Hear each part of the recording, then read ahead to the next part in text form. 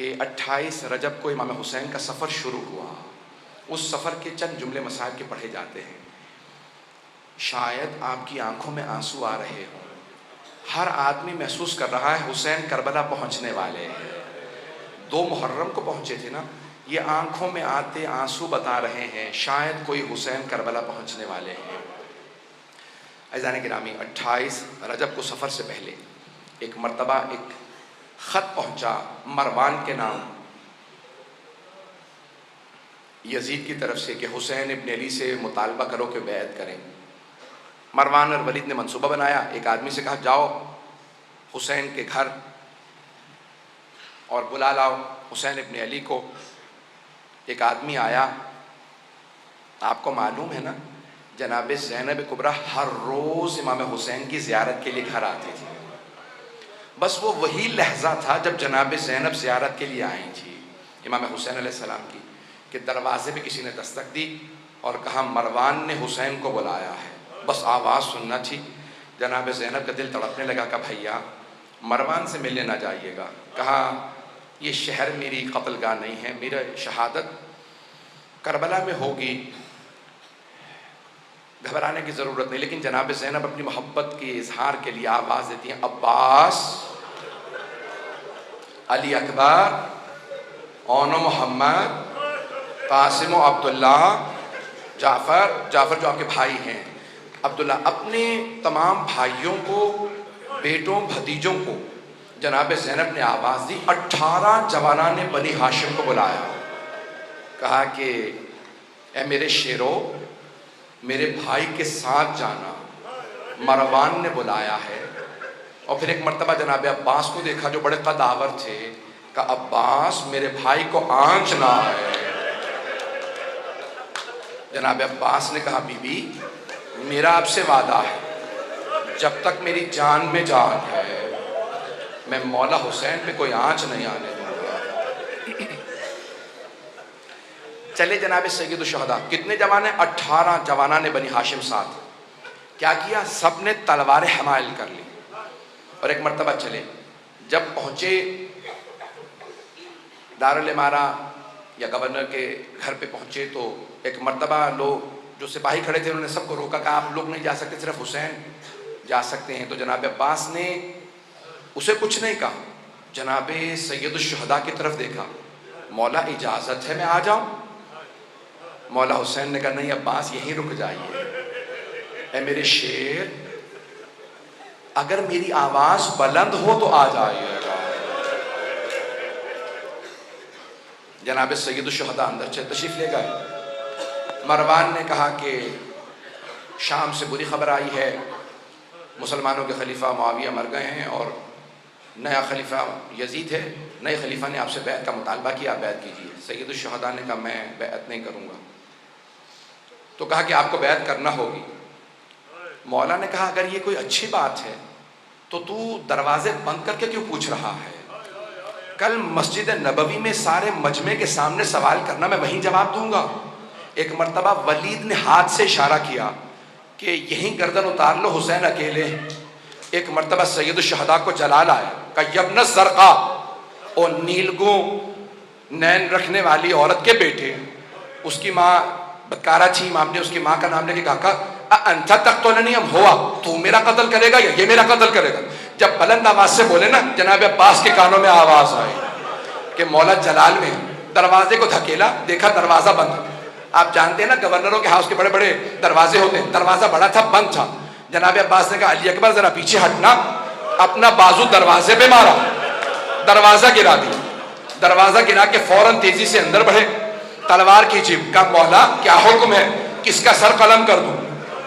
مولا حسین نے سینے پہ ہاتھ رکھا. کہا عباس یہ نانا کا شہر مدینہ ہے، میں نہیں چاہتا یہاں خون بہے، تلوار واپس رکھ لیجیے. جناب عباس نے تلوار رکھی.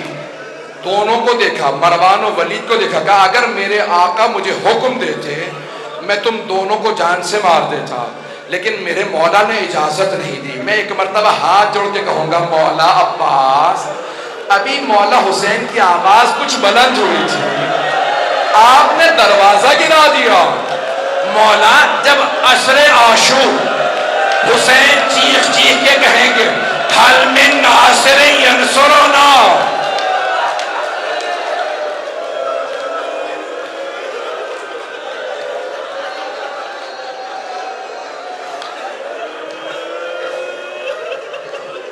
جب عصر میں آواز بلند ہوگی، اے غازی عباس اس وقت کیا کیجئے گا؟ بعض مورخین نے، بعض مقتل نویسوں نے یہ جملہ لکھا ہے، جب امام حسین نے کہا نا حل من ناصر ینصرنا، تو فرات کے کنارے ایک لاشا تڑپنے لگا۔ اجرکم اللہ، اجرکم اللہ۔ بس بھائی میں بھی پڑھوں گا۔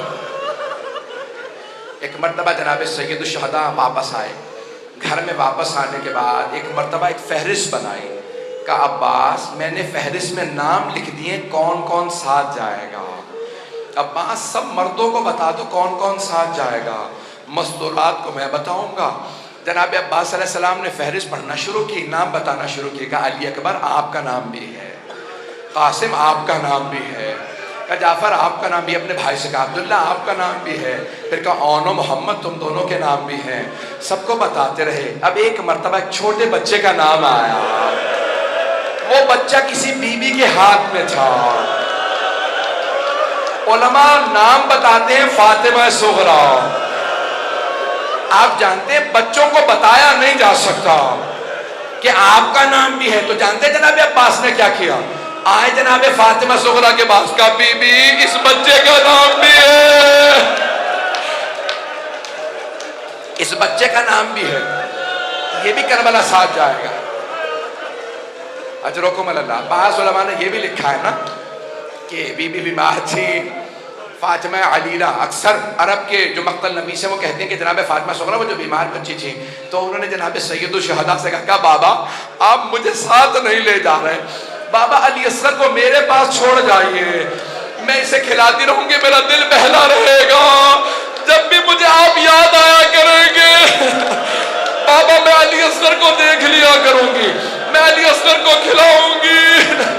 اب جناب سید الشہداء نے جناب فاطمہ صغریٰ سے کچھ نہیں کہا، جناب علی اصغر کو آغوش میں لیا، کان میں کچھ کہا، نہ جانے کیا کہا، جناب علی اصغر مولا کی آغوش میں آ گئے، کسی کے پاس نہیں جا رہے تھے، مولا کے پاس آ گئے۔ میرا دل کہتا ہے مولا حسین نے کہا ہوگا علی اصغر اگر آپ کربلا نہیں جائیں گے تو حرملہ کا تیر کون کھائے گا؟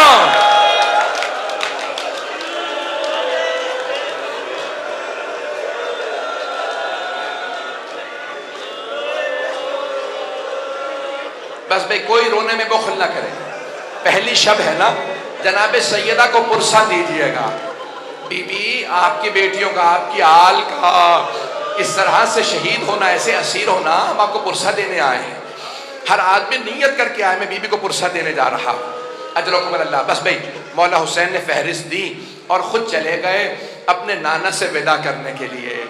جانتے ہیں کیسے ودا کیا؟ الوقائع والحوادث میں مرحوم محمد تقی ملبوبی نے لکھا ہے کہ ایک مرتبہ جب آئے نا روضہ رسول پہ، جناب ام سلمہ موجود تھی، گھر میں روضہ رسول ہے، کہا جناب ام سلمہ نے کہا بیٹا یہ کیا حالت بنا رکھی ہے؟ کہا نانی اماں نانا کی امت مجھے رہنے نہیں دے رہی مدینے میں۔ جناب سید الشہداء قبر مطہر سے لپٹ گئے، جناب رسول خدا کی قبر سے لپٹ کے وہیں پہ گر گئے، یہاں تک کہ بے ہوش ہو گئے۔ جب غش میں آئے نا تو خود ہی فرماتے ہیں کہ میں نے کیا دیکھا جب میں غش میں آیا کہ میرے نانا قبر سے اٹھے، مجھے گلے سے لگایا اور کہنے لگے کہ اے حسین میں آپ سے بہت محبت کرتا ہوں، میں آپ کے ساتھ چلوں گا۔ کہا نانا کیا حکم ہے؟ کہا ان اللہ شاء ان یراک قتیلا، مشیت پروردگار یہی ہے کہ آپ کی شہادت ہوگی۔ کہا نانا شہادت مجھے قبول ہے، میری بہنوں سے متعلق کیا حکم ہے؟ کہا ان اللہ شاء ان یراہن سبایا، اے میرے لال مشیت تو یہی ہے کہ آپ کی بہنوں کو قیدی بنایا جائے گا۔ حسین روتے ہوئے اٹھے، ایک مرتبہ سب نے سوال کیا مولا اتنا رو رہے کیا بات ہے؟ کہ میرے نانا نے کہا کہ مشیت یہی ہے میری شہادت ہوگی۔ کہ شہادت میں رو رہے ہیں؟ کہا نہیں، رو اس بات میں رہا ہوں میری بہنوں کو قیدی بنایا جائے گا۔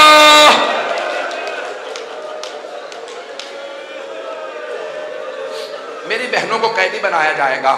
اجرکم اللہ۔ بس بھئی جناب سید الشہداء ایک مرتبہ گئے، کہاں؟ اپنی ماں جناب سیدہ کے قبر پہ گئے۔ علماء کہتے ہیں جیسے ایک بچہ ماں سے لپٹ کے روتا ہے، مولا حسین ویسے قبر سے لپٹ گئے۔ اور بلند آواز سے رو رو کے کہنے لگے اماں میں کربلا جا رہا ہوں، اماں میں کربلا جا رہا ہوں۔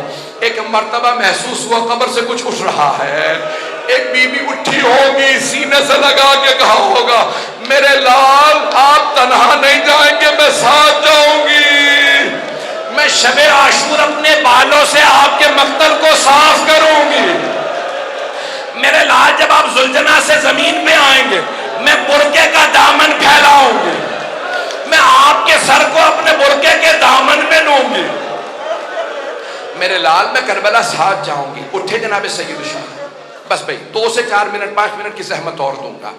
اٹھے جناب سید الشہداء، ایک مرتبہ گھر آئے اور کہا کہ سب تیار ہو جائیں، 28 رجب ہے۔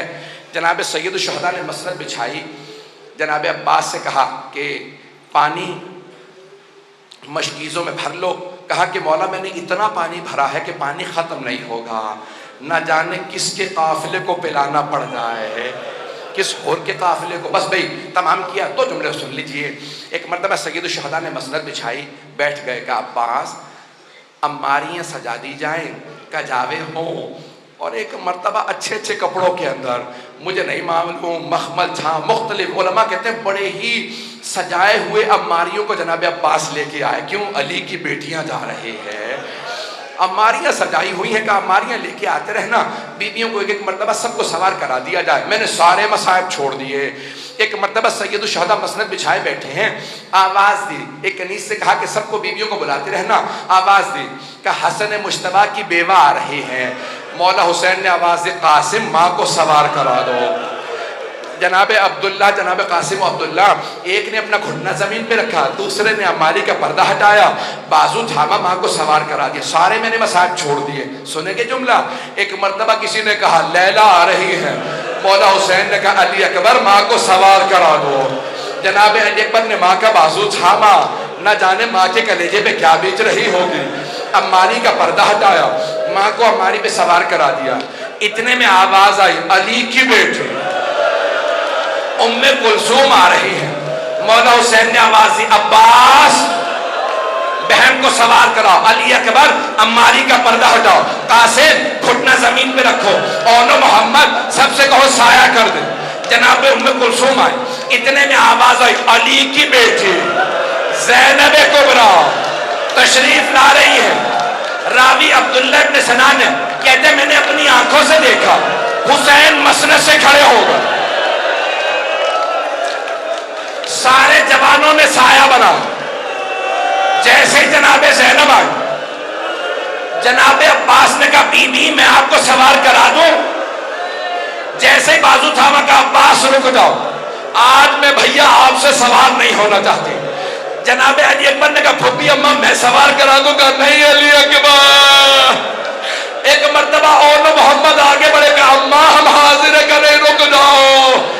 اب جناب سید الشہداء نے خود کہا کہ بہن میں آپ کو سوار کرا دوں، بی بی نے کہا بھیا مجھے معاف کر دیجئے، لیکن آج میں حسین آپ سے بھی سوار نہیں ہوگی۔ کہا بہن پھر کون سوار کرائے آپ کو اماری پہ؟ کہا بھیا جو مجھے 11 محرم کو ناکہ پہ سوار کرائے گا وہی مجھے آج سوار کرائے۔ میرے مولا نے آواز دی میرا سجاد بیٹا،